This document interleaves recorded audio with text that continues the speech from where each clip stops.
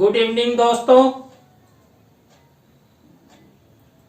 आप सब कैसे हैं।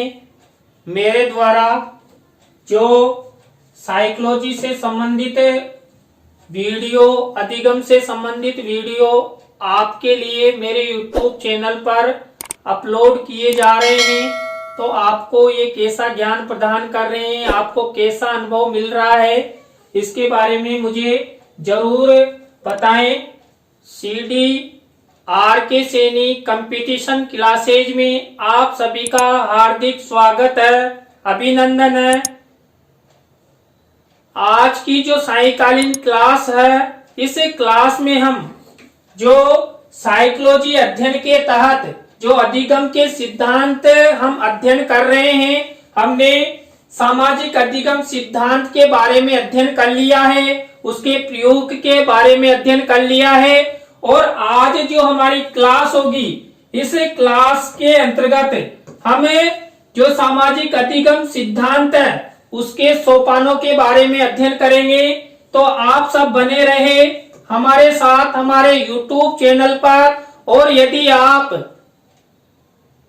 मेरे YouTube चैनल पर नए हैं तो सबसे पहले आप मेरे चैनल को सब्सक्राइब करें। तो आइए देखते हैं सामाजिक अधिगम सिद्धांत के सोपान।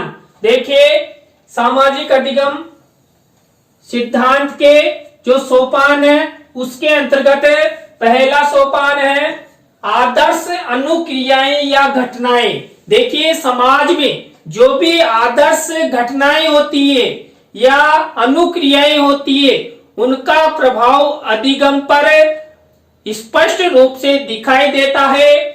इस सिद्धांत में समाज में होने वाली अनुक्रियाओं एवं घटनाओं पर विशेष ध्यान दिया जाता है। क्यों दिया जाता है कि देखिए, समाज में जो भी अनुक्रियाएं घटित होती है, जो भी घटनाएं घटित होती है, वो अधिगम से संबंधित रखती है। क्योंकि जो बालक होते हैं वो इन सब घटनाओं का अनुकरण करते हैं, उनको देखते हैं, अवलोकन करते हैं। तो इसलिए इन आदर्श घटनाओं एवं अनुक्रियाओं पर विशेष ध्यान दिया जाता है। इसके अंतर्गत समाज में घटित होने वाली आदर्श घटनाओं एवं अनुक्रियाओं का अवलोकन कर अधिगम किया जाता है। कैसे किया जाता है? देखिए, किसी व्यक्ति से हाथ जोड़कर नमस्कार करना या अभिवादन करना। देखिए, आप किसी व्यक्ति से हाथ जोड़कर नमस्कार करते हैं या उसका अभिवादन करते हैं, तो उसका प्रभाव जो सामने व्यक्ति है या कोई बालक है तो उस पर वो स्पष्ट रूप से उसका प्रभाव दिखाई देगा।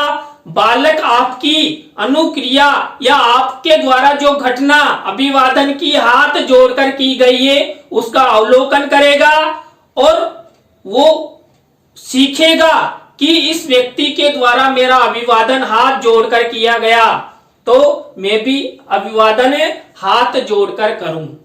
आपने आपके माता पिता को देखा होगा, माता पिता किसी आने वाले अतिथि का स्वागत हाथ जोड़कर करते हैं।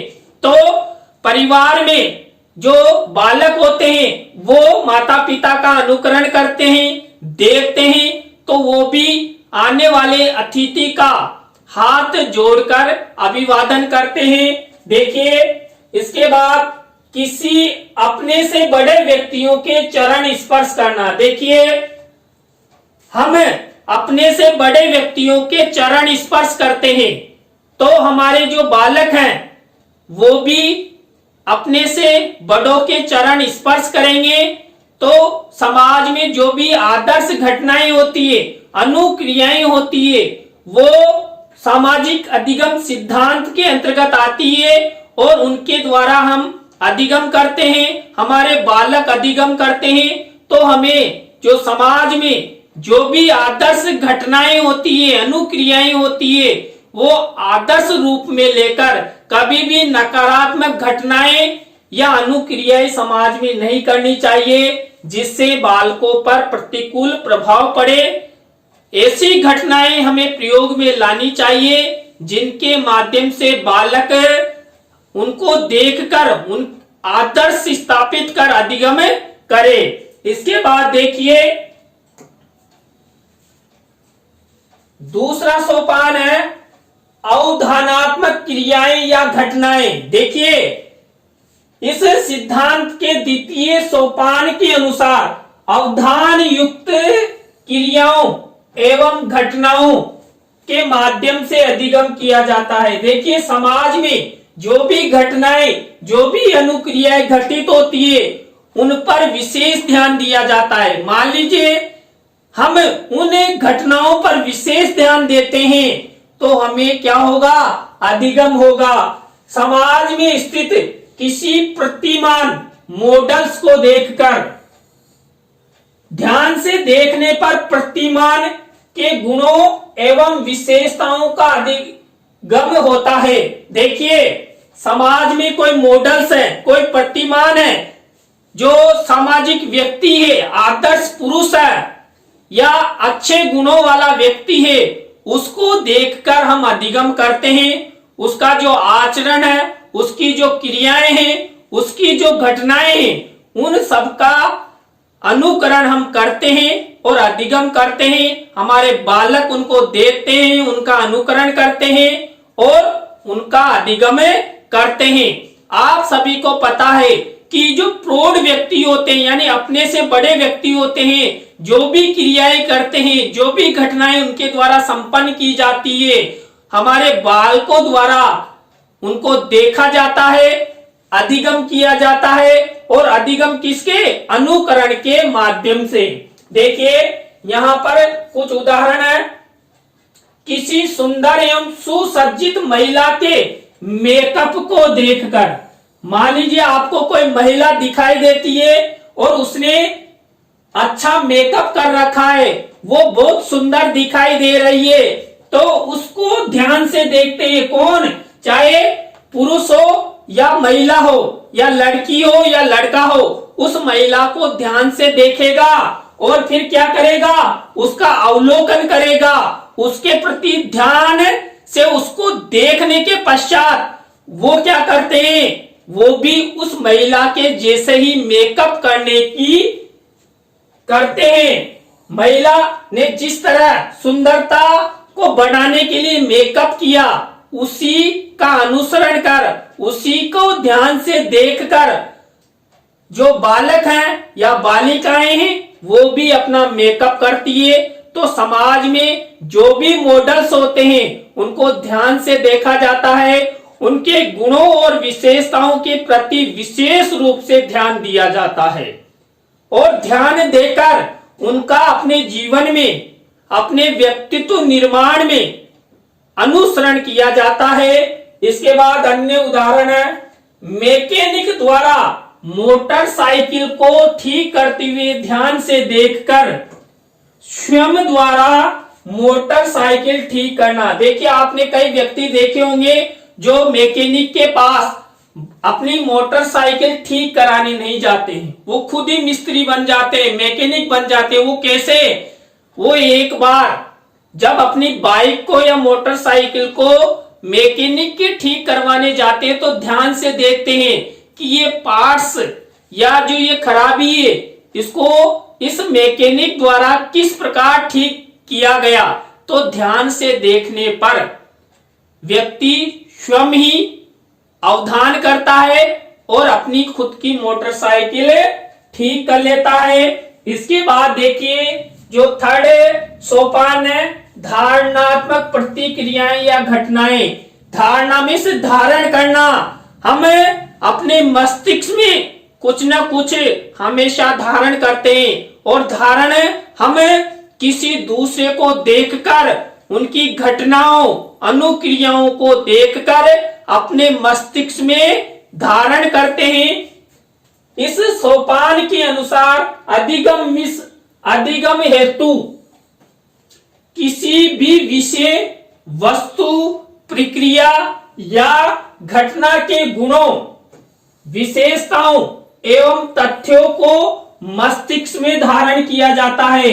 हम देखिए समाज में कोई भी विषय देखते हैं या विषय वस्तु देखते हैं या प्रक्रिया देखते हैं या अनुक्रिया देखते हैं या क्रिया देखते हैं या किसी प्रतिमान के गुणों को देखते हैं या उसकी विशेषताओं को देखते हैं और प्रतिमान के तथ्यों को देखते हैं, अवलोकन करते हैं, तो हम क्या करते हैं, उसके गुणों और विशेषताओं को मस्तिष्क में धारण करते हैं और धारण करने के पश्चात क्या करते हैं, धारण करने के पश्चात हम अधिगम करते हैं, सीखते हैं कि इस व्यक्ति ने ऐसा क्या किया।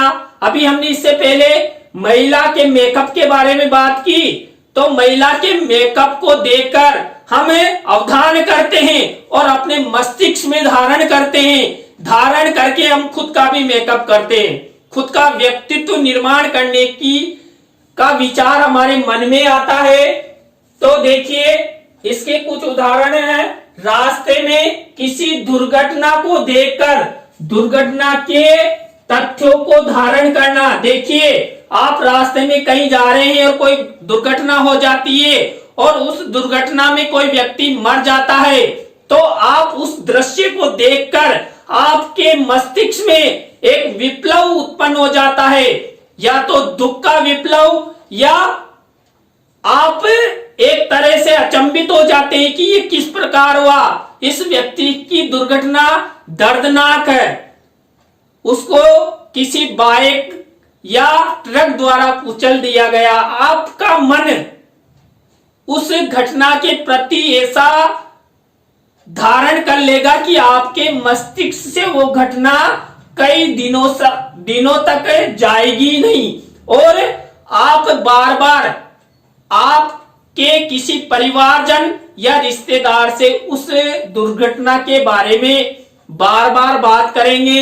इसके बाद दूसरा, किसी के द्वारा गाली गलौज या मारपीट के दृश्यों को धारण करना। देखिए आप कहीं घूम रहे हैं या अपने आस पड़ोस में आप आए दिन देखते हैं गाली गलौज वाली घटनाएं होती है, मारपीट की घटनाएं घटित होती है, तो आप उनको धारण करते हैं, देखते हैं, देखकर अवलोकन करते हैं और जो अपने बालक होते हैं वो भी उन घटनाओं को देखते हैं कि गाली गलौज ये व्यक्ति किस प्रकार निकाला है, इसने इसको किस तरह पीटा, तो बालक उसको धारण करे और किसी दिन बालक भी जब लड़ाई करता है तो वो भी उस व्यक्ति या उस मोहल्ले में मारपीट के समय निकाली गई गाली गलौज का प्रयोग करेगा। तो देखिए उस समय बालक ने उस गाली गलौज को अपने मस्तिष्क में धारण कर लिया और जब उसके लड़ाई हुई तो उसका प्रयोग किया गया। तो इसलिए हम जब भी लड़ाई करते हैं या मारपीट करते हैं तो किसी अशोभनीय शब्दों का प्रयोग हमारे बालकों के सामने हमें नहीं करना चाहिए, क्योंकि बालक उन घटनाओं को धारण करते हैं और धारण के पश्चात वही प्रत्युत्तर में किसी दिन उनका प्रयोग करते हैं। इसके बाद देखिए तीसरा उदाहरण है सरकारी सेवा के लक्ष्य हेतु। देखिए आप सब सरकारी सेवा चाहते हैं, सरकार में अपनी नौकरी चाहते हैं, चाहे आप टीचर बने या क्लर्क बने या पटवारी बने, तो उसके लिए आप एक लक्ष्य बनाते हैं और लक्ष्य के प्रति क्या करते हैं, परीक्षा की तैयारी करते हैं और परीक्षा की तैयारी को मुख्य रूप से अपने मस्तिष्क में धारण करते हैं। देखिए हम सरकारी सेवा में जाना चाहते हैं तो उसके लिए हमें प्रतियोगिता परीक्षाओं की तैयारी करना होता है और प्रतियोगिता परीक्षाओं की तैयारी हेतु हम अपने मस्तिष्क में ऐसा बिठा लेते हैं कि मुझे तो सरकारी सेवा ही करनी है, मुझे तो टीचर बनना है, मुझे आईएएस बनना है, मुझे आईपीएस बनना है या मुझे क्लर्क बनना है। तो आप उस लक्ष्य के प्रति अपने मस्तिष्क में सरकारी सेवा की धारणा स्थापित कर लेते हैं और एक दिन आप उसको प्राप्त भी कर लेते हैं। इसके बाद देखिए प्रस्तुतिकरण व्यवहार। देखिए समाज में जो भी व्यवहार दिखाई देता है उस व्यवहार को किस तरह प्रस्तुत किया जाता है। देखिए जो नेक्स्ट सोपान है। इस सोपान के अनुसार अधिगम करता कौन होता है? सीखने वाला। सीखे गए ज्ञान या व्यवहार का प्रस्तुतिकरण किया जाता है किसके द्वारा? अधिगमकर्ता द्वारा। अधिगमकर्ता जो भी ज्ञान सीखता है, प्राप्त करता है, उस ज्ञान को इस सोपान के अनुसार प्रस्तुतिकरण किया जाता है। समाज में फिल्मों, विज्ञापनों, घटनाओं, क्रियाओं का प्रदर्शन किस प्रकार किया जाता है? उनका अवलोकन कर, अधिगम कर, व्यवहार प्रदर्शन करना प्रस्तुतिकरण को दर्शाता है। देखिए, आप समाज में फिल्में देखते हैं, विज्ञापन देखते हैं, और आप सब वहां कई बार फिल्मों और विज्ञापनों में शोषण, हिंसा, बलात्कार या महिलाओं के द्वारा अंग प्रदर्शन की घटनाओं को देखते हैं, और उन सब घटनाओं, उन सब व्यवहार को आप देखकर अपने जीवन में उसका प्रयोग करते हैं। देखिए, आज वर्तमान समय में गर्लफ्रेंड बॉयफ्रेंड का प्रचलन अधिक है। ये सब हम कहां से सीखते हैं, कहां से अधिगम करते हैं? देखिए, ये सब हम अधिगम फिल्मों के माध्यम से, विज्ञापनों के माध्यम से करते हैं। आज समाज में हिंसाएं, बलात्कार की जो घटनाएं घटित हो रही हैं, ये सब उनके कारण ही हो रही है। तो हम उन सब को देखकर हमारा जो व्यवहार है वो किस तरह प्रस्तुत करें, ये इस सोपान के अंतर्गत किया जाता है। इसके बाद देखिए, अभिप्रेरणात्मक अनुक्रिया या पुनर्बलन। देखिए, ये अंतिम सोपान है, और इस सोपान के अंतर्गत सकारात्मक या नकारात्मक अभिप्रेरणाएं या पुनर्बलन अधिगम हेतु प्रदान किया जाता है।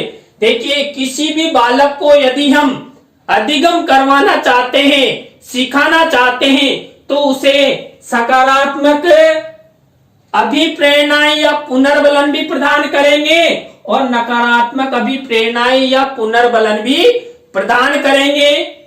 इस सोपान के अंतर्गत बालकों को 3 प्रकार का पुनर्बलन प्रदान किया जाता है। पहला है बाह्य पुनर्बलन, दूसरा है कृत्रिम पुनर्बलन, और चौथा है स्व पुनर्बलन। देखिए, इस सोपान के अंतर्गत जब बालक को अधिगम करवाया जाता है, तो पुनर्बलन यानी बालक द्वारा जो व्यवहार प्रस्तुत किया जाता है, उस व्यवहार के प्रति, उस अधिगम के प्रति कोई बाहरी पुनर्बलन दिया जाता है कि आपको ऐसा करना चाहिए, ऐसा नहीं करना चाहिए। और कई बार हम स्वयं द्वारा निर्मित कृत्रिम पुनर्बलन भी बालक को प्रदान किया जाता है। कई बार स्वनिर्मित पुनर्बलन भी बालक को प्रदान किया जाता है। तो देखिए, आज की क्लास में हमने जो सामाजिक अधिगम सिद्धांत है उनके बारे में अध्ययन किया।